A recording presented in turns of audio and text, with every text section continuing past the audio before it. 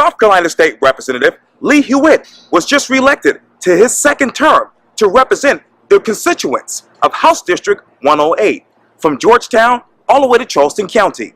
In this edition of Quintin's Close-Ups, I speak exclusively with Lee one-on-one.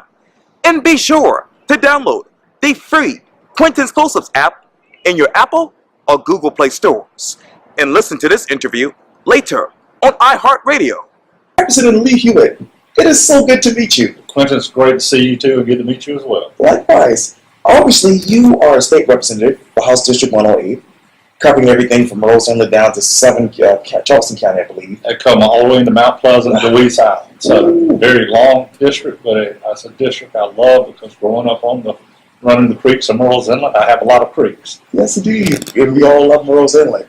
I know that on November 7th, you said this on your Facebook page. You said this quote, "Thank you to the voters of House District 108 for a second term as your representative. It's truly an honor to serve the district." Where are you emotionally now that you have been reelected to your second term? Well, first of all, I'm very grateful to the people who allow me to do that. And one thing that I do when I'm in Columbia every day when it's time to go into session, I make sure I walk outside and walk up the steps of the Capitol so I can look at the dome. And that makes me realize that when I'm going in, I'm going there to represent the people of this district. And you talk about this district. Obviously, you were elected in 2017. What is the biggest difference between 2017 and now when you think of House District 108? Really not a lot of difference as far as the issues that I've seen, but what I've been able to do is get to meet a lot of different people. And so I've learned of other issues that I wasn't aware of and trying to get to know those people and help them solve those. What are those issues right now that are critical to your district? Well, certainly, number one, you see education is big in this area. How to handle that. The Post and Courier's done an excellent article over the past week about addressing that, and I've been reading that to learn more on that. Certainly some that we don't have any control over, but one I hear where I go is regarding offshore drilling. The opposition to that. People love what we have in the area. They want to protect that. But other than that, I have so many different municipalities coming down that trying to, what might be an issue in Pawleys Island, might not be an issue in McCullenville, might not be an issue in Mount Pleasant. So I'm having to learn and work with each of those councils and mayors and to try and help them with their different. And, obviously, offshore drilling is a huge issue along the coast. Where do we go from here with this particular discussion? Well, I believe that's one that's got to be had on a federal level. And, because any permits or any of that has to be done on a federal level.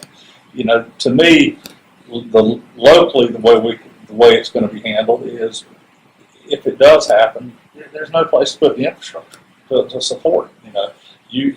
People point to Georgetown, but the city of Georgetown has come out with a resolution in opposition to it. Certainly here in Charleston, where does it fit in the port of Charleston? So, I think it's just making sure that our constituents that are, their positions are heard, and we can send that to a federal level. And you talk about infrastructure. I got to go to November 1st. You said this also on your Facebook page, that is. Senator Stephen Goldfinch and I wrote this op-ed emphasizing the importance of the proposed Southern Evacuation Lifeline Highway in not only providing an expedited hurricane evacuation route and reducing traffic congestions, particularly for the South Strand, but also as a needed transportation corridor in the event of other vital roadways because it became flooded and impassable, as we saw in the latest flooding event. Talk to me more about this highway. Well, Southern Evacuation Lifeline is a limited access road that would basically go over from the south end of Myrtle Beach over across the waterway. Currently on the south end, there's not an access point across the waterway.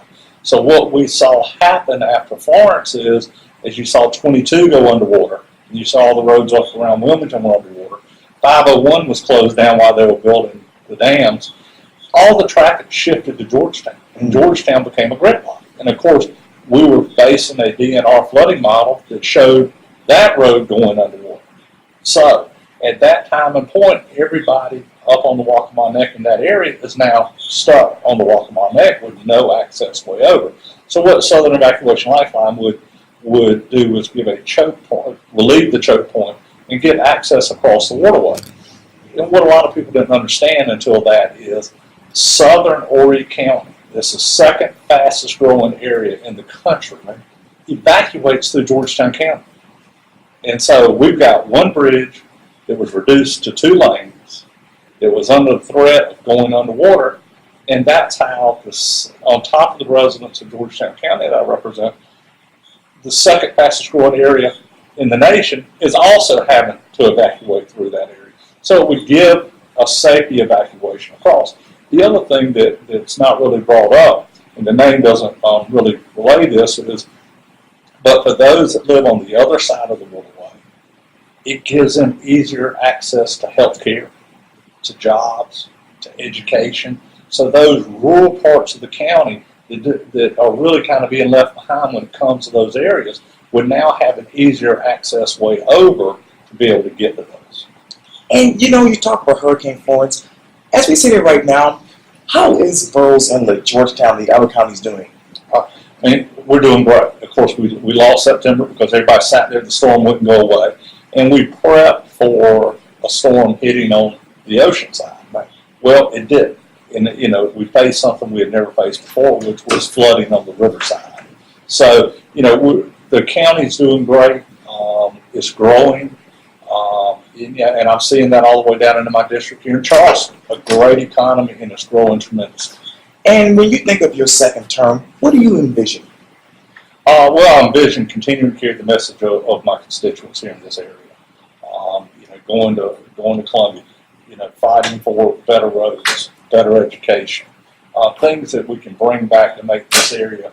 Yeah, obviously, it's an area everybody wants to live in because it's growing so fast, and making sure that we get our fair share so that we're able to maintain and improve on what we have to offer.